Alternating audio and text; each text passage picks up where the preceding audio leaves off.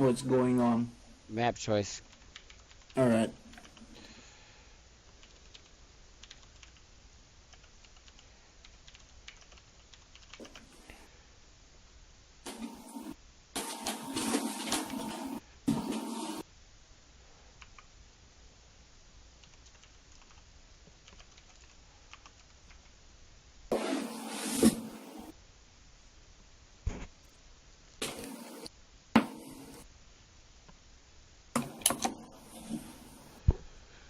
Secret Spring. Interesting choice. Well, it's an interesting choice because we're getting in that point in the clan war where there's not as many good maps. So people get forced to play on maps that they may have vetoed, which leads to some interesting games. Yeah, it's pretty nice. I do like that. I like it because it's not me. Is merry-go-round still in the map pool? No, thank God. Oh, I like that map. It was pretty nice. I mean, I had a lot of fun playing on it, definitely. I don't know. I wouldn't say it was the best map ever, though, because it had some pretty serious flaws. Alright. I hope Corolla is here on time for our show match. Otherwise, we'll have to get another master.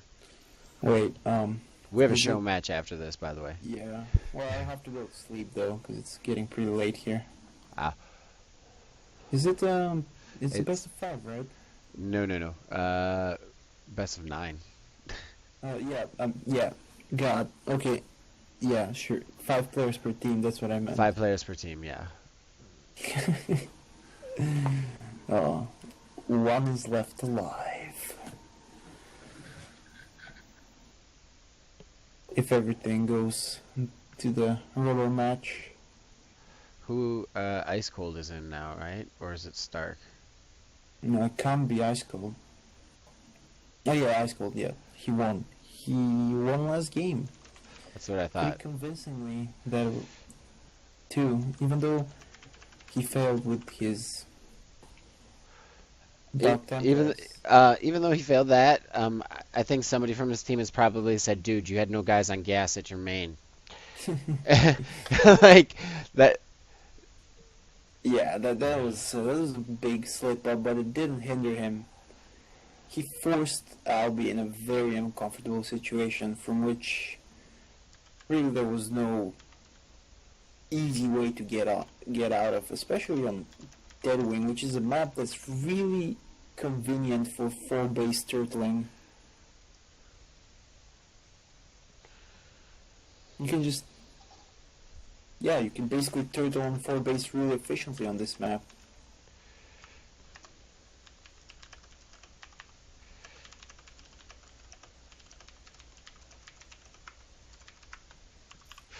Alright, I think we're ready to go. Alright.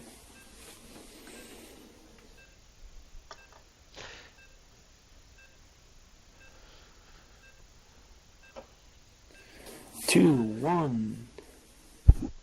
Oh, I forgot. Overlay, casting.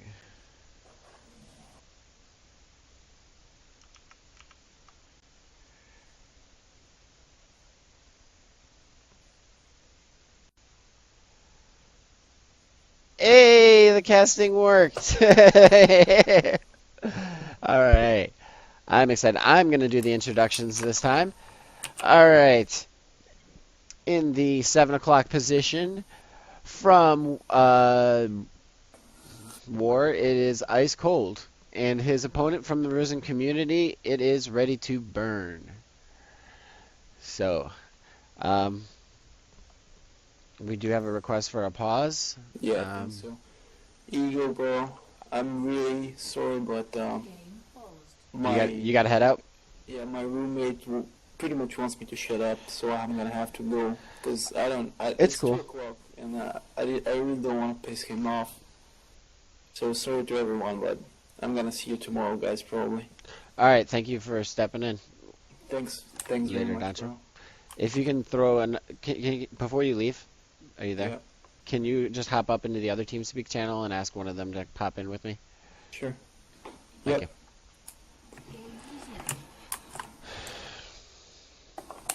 Wait, I just need to.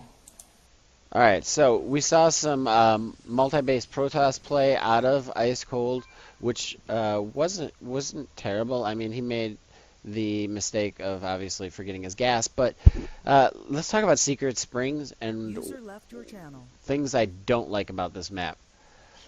No, actually, these destructible rocks, I don't know. They're on both sides, and if you destroy them, you can get a lot of bases really quickly.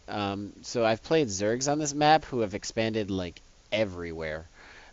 So you could see a potentially long game unless this dude wants to proxy up here in his natural, which looks like Ready is going to do. I mean, he sent that out early. It looks like he's going to go for probably some kind of in-base 4-gate kind of thing. Yep, that's what I'm thinking. He's got the one chrono. Let's see where he spends the second chrono. Can go on a probe and still be a 4-gate. But it looks like he is saving it. Or so I think we are going to see a 4-gate in his base. Did he? Nope, he did not throw down the pylon, which at this level, it looked like Ice Cold probably would have scouted that. I think, yeah.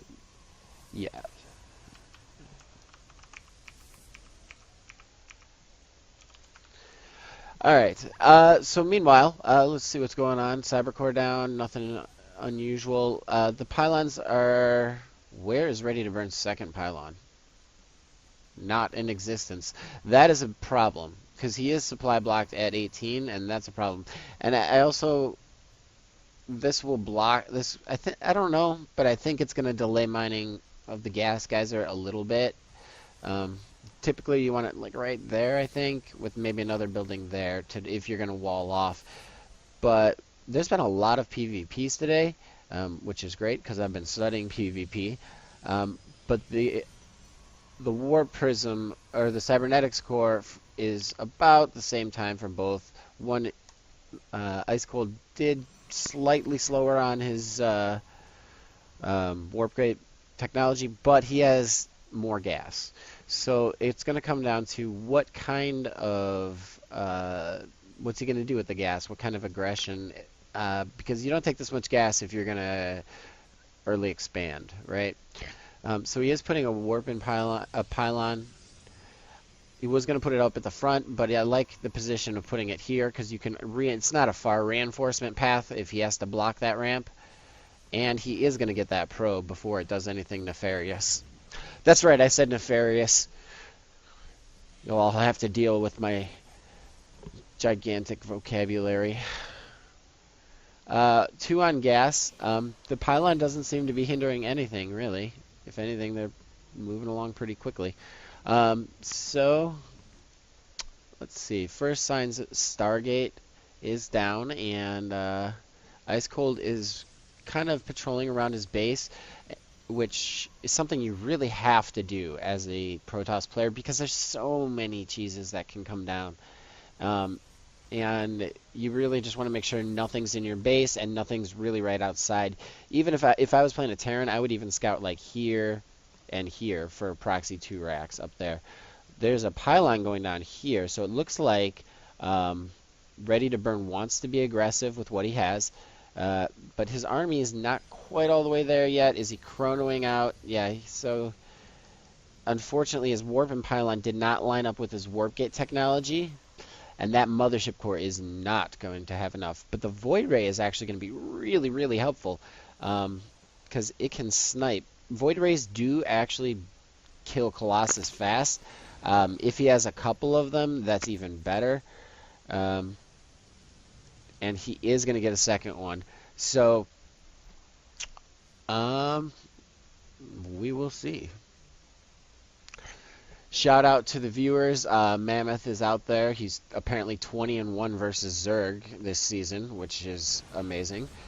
The mothership core will not fall yet, but there's not that many things that shoot up. So once he falls back, he'll have photon overcharge, and he will hold this reasonably well. He's target firing. Ooh, Mothership Core dies for Ready to Burn, and that engagement did not go well, leaving 28 to 41 supply. Taking a quick look at the units tab, we do see Ice Cold has a 5 worker advantage, which may not seem like much, but when you think about it, uh, he's 5 out of 20 is 25%, or even if 5 out of 25 is 25%. So it's a significantly amount. It will add up quickly. It looks like the harvesters have kind of balanced out.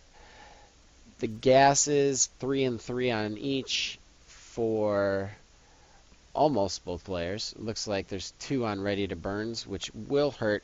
The expansion is earlier, and it's an easy expansion to hold. So I do like the strategy choice from Ice Cold. The Oracle is pretty nice. He has enough units here to hold this incoming push.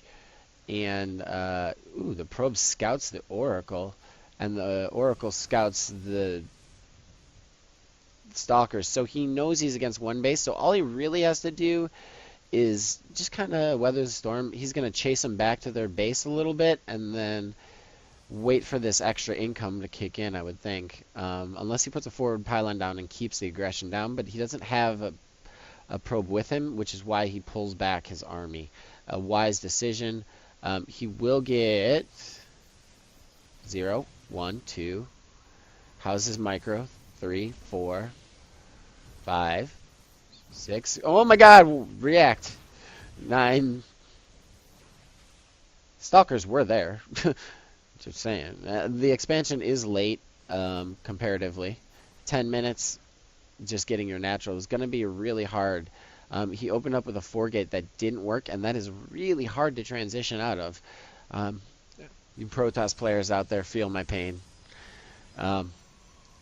He's gonna go Dark Shrine, probably, because he knows he's behind. But there should be a Robo soon. Yeah, Robo gets thrown down immediately.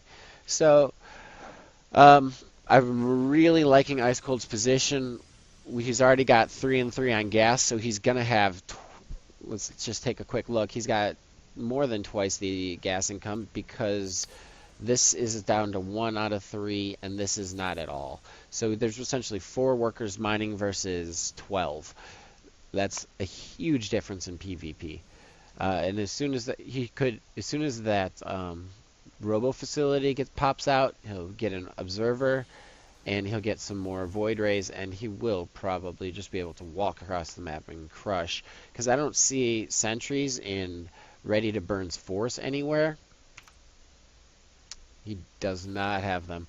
But, so there's no way to wall off that ramp. I mean, this is a pretty easy place to hold, but you need at least 1 sentry.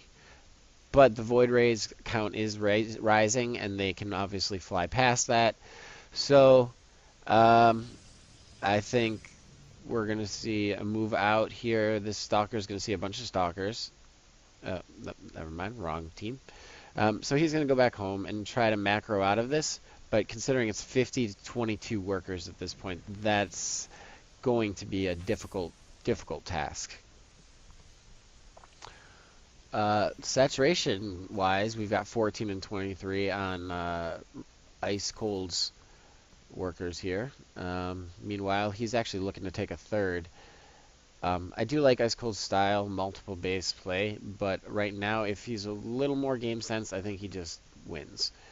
Because he's got double his opponent's supply, and we'll just kind of see from there. He is going to get up that proxy pylon up in this location, which is good. He sends out the Oracle, see if you can get I would get a Revelation off. That's probably more important at this point since he already has a huge worker lead. Oh, but there's nothing to defend in the natural, and this Oracle is just going to wreak havoc. And it has a lot of energy too, so this Oracle has paid for itself over and over again. 17, 18 worker kills, and he still could get the reveal off, actually. But he just gets out, I mean, he was quick with the turning off the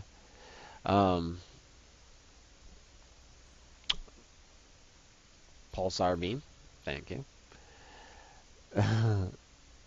Everyone does. Ready? Everyone plays like that in PvP. Who doesn't? Oracles are a thing you do have to take seriously. I think he's coming to grips with the fact of how far behind he is, but he's not going to know how far behind he is until this happens. A couple of Guardian Shields, and that's going to be a really bad engagement.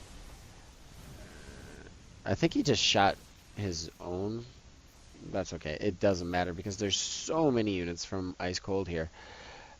So right now the current score is Risen has 3 and War has 1. So it's 3-1. This ramp, no sentries to block. And he has Blink, but I don't know how much it's going to matter. He has a pretty good... He can snipe the Oracle, snipe the Mothership. Oh, he does get the Photon Overcharge off. That's good. Engaging in this is probably not cost effective. Just back up out of the stream. Hold this little pocket on the high ground would be... Yeah. So he's got warp in points there. He could put a pylon down here. I mean, I think holding right here out of range on the high ground still was good.